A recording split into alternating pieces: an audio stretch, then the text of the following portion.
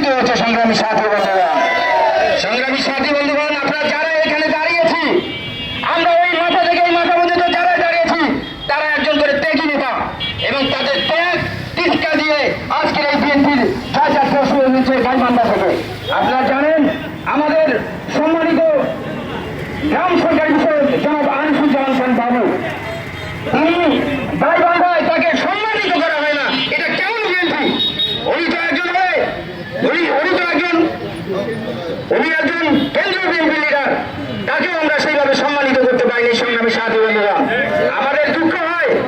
আমরা চাই এই বিএনপিকে আমরা নতুনভাবে সাজাবো এবং নতুন আহ্বায়ক কমিটি দেওয়ার জন্য আমরা কেন্দ্রের কাছে জোর আহ্বান জানিয়ে আমি আমার সংক্ষিপ্ত বক্তব্য এখানে শেষ করছি।